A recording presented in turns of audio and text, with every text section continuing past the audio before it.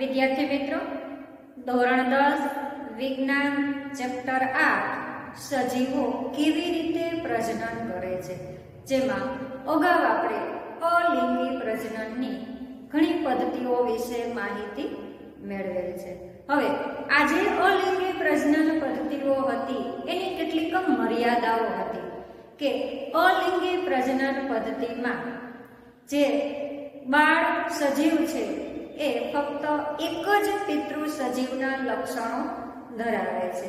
ત્યારબાદ આજે પદ્ધતિ દ્વારા જે બાળ સજીવ ઉત્પન્ન થાય છે એમાં કોઈ વિવિધતા જોવા મળતી નથી. આ ઉપરાંત એમાં કોઈ વસ્તી નિયંત્રણ હોતું નથી, એટલે કે એની જે વસ્તી છે એકદમ ભરાઈ જાય છે. આ બધી જ મર્યાદાઓ છે એને દૂર કરવા માટેની જે પદ્ધતિ છે એને લિંગી પ્રજનન પદ્ધતિ કહેવામાં આવે છે. તો વિદ્યાર્થી મિત્રો, આજે આપણે સપુષ્પી વનસ્પતિઓમાં લિંગી પ્રજનન વિશે માહિતી મેળવીએ. તો સૌપ્રથમ લિંગી પ્રજનન એટલે શું? તો લિંગી પ્રજનન એટલે આ પદ્ધતિમાં જે પિતૃમાંથી જે બાળ સજીવ ઉત્પન્ન થાય છે એમાં નર અને માદા બંને પિતૃઓનો સમાવેશ થાય છે. આવી પદ્ધતિને લિંગી પ્રજનન પદ્ધતિ કહેવામાં આવે છે. તો આજે લિંગી પ્રજનન પદ્ધતિ છે એમાં આપણે સપુષ્પી વનસ્પતિ એટલે કે જે વનસ્પતિમાં પુષ્પ આવે છે એવી સપુષ્પી વનસ્પતિ છે. એ સપુષ્પી વનસ્પતિઓમાં પણ મુખ્યત્વે આવૃત બીજધારી એટલે કે એવી વનસ્પતિ કે જેનું બીજ છે એ ફળમાં આવૃત થયેલું હોય, ઢંકાયેલું હોય, આવી આવૃત બીજધારી વનસ્પતિઓના લિંગી પ્રજનન અંગ જે છે એને પુષ્પ કહેવામાં આવે છે. તો આ જે પુષ્પ છે, જે લિંગી પ્રજનન અંગ છે, એના જે વિવિધ ભાગો છે એના વિશે માહિતી મેળવીએ તો પુષ્પના જે ભાગો છે એમાં વજ્રપત્ર, તમે પુષ્પની આકૃતિ જુઓ છો તો એમાં જે નીચેનો જે લીલા કલરનો જે ભાગ છે એને વજ્રપત્રો કહેવામાં આવે છે. ત્યારબાદ દલપત્રો, એની જે પાંખડીઓ છે એને દલપત્રો કહેવામાં આવે છે. ત્યારબાદ પુંકેસર અને સ્ત્રીકેસર. આ જે પુંકેસર અને સ્ત્રીકેસર જે છે એ પુષ્પના પ્રજનન ભાગો છે. ટૂંકા પ્રશ્ન તરીકે પણ તમને પૂછાઈ શકે કે પુષ્પના પ્રજનન ભાગો ક્યાં છે? તો પુંકેસર અને સ્ત્રીકેસર પુષ્પના પ્રજનન ભાગો છે. જેમાં આપણે જોઈએ કે પુંકેસર, તો પુંકેસર નર પ્રજનન ભાગ છે. તે પરાગાશય એટલે કે જે ઉપરનો ભાગ તમને જોવા મળે છે, પુંકેસર બે ભાગમાં વહેંચાયેલ છે, પરાગાશય અને તંતુ. જેમાં ઉપરનો જે ભાગ છે એ પરાગાશય છે અને નીચેનો જે તંતુ જેવો ભાગ છે એ તંતુ છે. હવે આ જે પરાગાશય છે એ પીળા રંગની પરાગરજનું નિર્માણ કરે છે.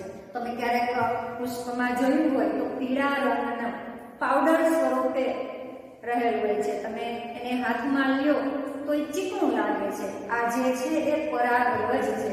તો આ જે પરાગાશય છે એ પીળા રંગની પરાગરજનું નિર્માણ કરે છે, જ્યારે તંતુ જે છે એ પુંકેસરને પુષ્પ સાથે જોડી રાખે છે. આમ પુંકેસર છે એ બે ભાગ છે, પરાગાશય અને તંતુ. ત્યારબાદ સ્ત્રીકેસર. સ્ત્રીકેસર છે એ માદા પ્રજનન ભાગ છે, જે પુષ્પના મધ્યમાં ગોઠવાય છે. પુષ્પની વચ્ચેનો જે ભાગ તમને જોવા મળે છે એ છે સ્ત્રીકેસર, જે માદા પ્રજનન અંગ છે. એ ત્રણ ભાગમાં વિભાજિત છે.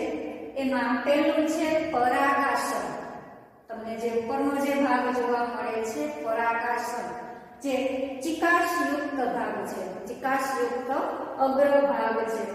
ચિકાસયુક્ત હોવાનું કારણ કે જ્યારે પરાગાશયમાંથી પરાગરજ છે એ જ્યારે પરાગાશય પર આવે ત્યારે ચોટી જાય એટલા માટે એ ભાગ છે એ ચીકણો હોય છે. ત્યારબાદ બીજો ભાગ છે પરાગવાહિની. આ જે પરાગવાહિની એ મધ્યનો લંબાયેલો ભાગ છે, તમને જોવા મળે છે કે મધ્યમાં વચ્ચેનો જે ભાગ લંબાયેલો જોવા મળે છે એ છે પરાગવાહિની. ત્યારબાદ ત્રીજો ભાગ છે અંડાશય. નીચેનો જે ફૂલેલો તલસ્થ ફૂલેલો ભાગ તમને જોવા મળે છે એ છે અંડાશય. આ જે અંડાશય છે એને બીજાશય પણ કહેવામાં આવે છે. આ અંડાશયમાં એટલે કે બીજાશયમાં અંડક એટલે કે બીજાંડ હોય છે અને પ્રત્યેક અંડકમાં એક અંડકોષ આવેલો હોય છે.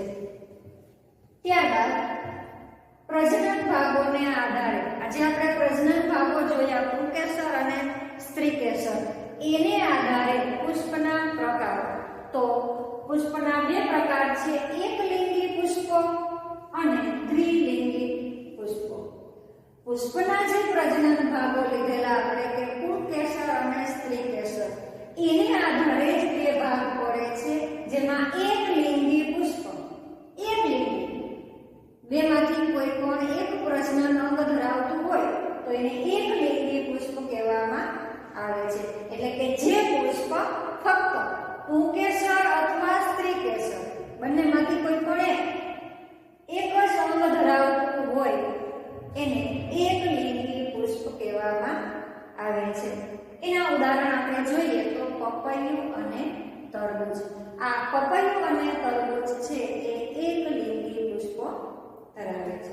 ત્યારબાદ બીજું દ્વિલિંગી, બંને પુંકેસર અને સ્ત્રીકેસર બંને પ્રજનન અંગો ધરાવતું હોય એને દ્વિલિંગી અથવા તો ઉભયલિંગી પુષ્પ કહેવામાં આવે છે.